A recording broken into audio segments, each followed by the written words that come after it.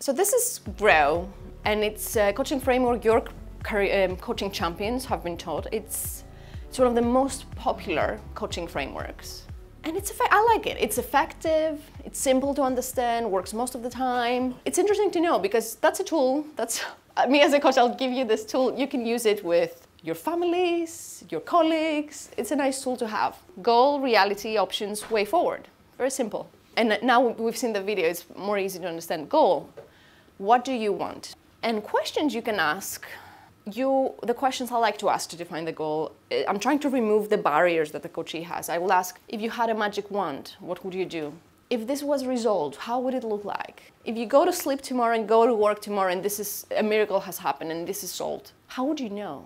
What would be different? But in the goal, you're trying to make it also tangible, visual. It's nice to have visual, specific. After you established what the goal is, the second is reality. Where are you now?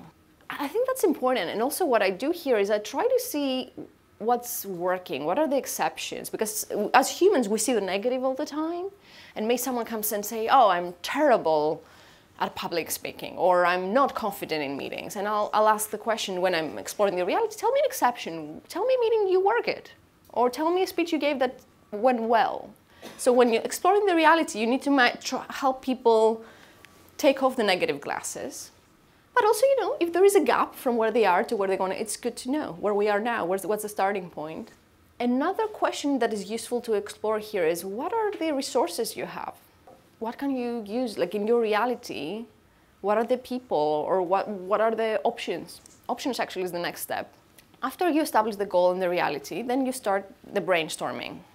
And again, the client will come with ideas. And the key question here, as a coach, is, what else? And the client will say, oh, nothing else. And then you wait a little bit and then, wow, and this.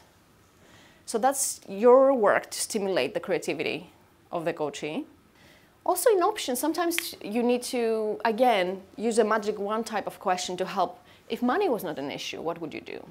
And if you knew you would definitely succeed, what would you do? Like here as a coach, you try to stimulate the creativity and you go for quantity of options. Because sometimes the urge of the coachee is, oh yeah, but this wouldn't work. Because we're not looking if there would work now. We're just throwing stuff out there, maximize the option you have. And then the final is, what will you do? And it could be, a strategy could be, someone said about the criteria. It could be, what are the criteria? You may do this, are we going to decide what are the options we're going to do?